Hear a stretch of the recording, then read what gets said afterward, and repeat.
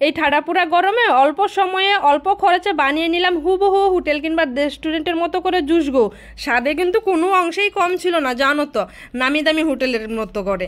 এটাই মানে এতটাই মজার যে কেউ বিশ্বাসই করবে না তুমি নিজের হাতে বানিয়েছো। এই ঠাডাপুরা গরমে এক গ্লাস খেলেই কিন্তু স্বস্তি পাওয়া যাবে, কলিজা ঠান্ডা করার মতো। ছোট বড় মানে ছোট থেকে বুড়া সবাই খেয়ে তোমার প্রশংসা করতে বাধ্য। আর এই গরমে তরমুজটা কিন্তু অ্যাভেলেবেলই পাওয়া যায়, যে কেউ বানিয়ে নিতে পারবে কম সময় কম উপকরণে। তাই দেরি না করে এক্ষুনি বানিয়ে নাও প্রিয় মানুষদের জন্য, স্বামীর মাথা ঠান্ডা করার জন্য। এই গরমে প্রথমে লাগছে একটা তরমুজ। তরমুজটা কিন্তু আমি কেটে নিয়েছি। তরমুজটা কিন্তু বেশ লালই হয়েছে। আর তরমুজ হতে হবে লাল, লাল না হলে কিন্তু একদমই ভালো লাগে না, একদম মনটা ভেঙে যায়। যাই হোক, তরমুজ মানে জুসটা বানানোর জন্য আমি প্রস্তুতি নিয়ে নিচ্ছি। প্রথমে আমি একটা গ্যাটার দিয়ে গ্যাটার করে নিচ্ছি। কেউ চাইলে এভাবে কেটে বিচিটা ফেলে ব্লেন্ডার করে নিতে পারো, সবার কিন্তু ব্লেন্ডার থাকে না গো, সেই কথা ভেবেই কিন্তু আমি আজকে গ্যাটার দিয়ে করে নিচ্ছি। এভাবে গ্যাটার দিয়ে করলে দেখা যায় এই যে জুসটাও বেরিয়ে গেছে। এখন আমি একটা ছাঁকনির সাহায্যে ছেঁকে নিব, আর যে বিচিটা আছে বিচিটাও বেশি নিব।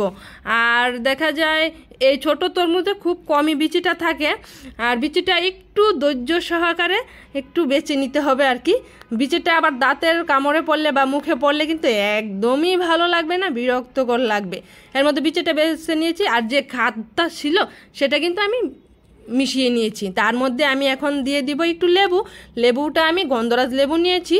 আর আমি একটা ভুল করে ফেলেছি, তোমরা কেউ নখ দিয়ে বিচি ফেলবে না, তাহলে নখে ব্যথা হয়, আমার হয়ে গিয়েছিল, এটা আমি বোকামি করেছিলাম। যাই হোক, লেবুটা কিন্তু আমি পুরোটাই দিয়েছি, রস কম কিন্তু ঘ্রাণটা সরাবে বেশি, ফ্লেভার হবে বেশ ভালো।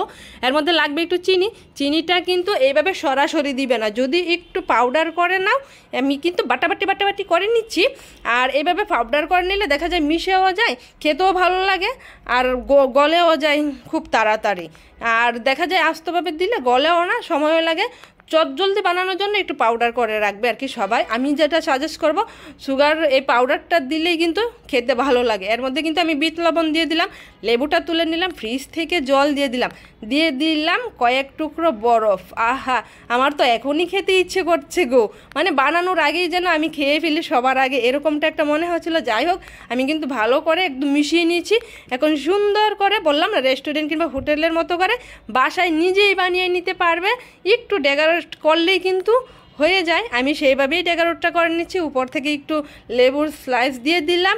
দেখতে কেমন হয়েছে বলো তো? মনে হচ্ছে কি না রেস্টুরেন্ট কিংবা হোটেলে খাচ্ছি। এর মধ্যে কিন্তু কয়েক টুকরা বরফও দিয়ে দিলাম। এর মধ্যে আমার আজকে ক্যামেরাটা কে ধরেছে জানো তো? ছোট্ট একটা বাবু ছিল, তোমাদের ভিডিওর শেষে দেখাবো। এর মধ্যে দেখো আমার ফাইনালি হয়ে গেল।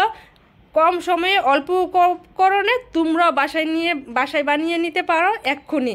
আমি তো খেয়ে নিচ্ছি সবার আগেই, মানে একদম কলিজাটা ঠান্ডা হয়ে গেছে সত্যি। এই গরমে খোলা আকাশের নিচে বসে কিন্তু আমি বারান্দায় বসে বসে খাচ্ছি, বেশ ভালো লাগতেছিল। বাইরে হালকা হালকা একটু বাতাস ছিল।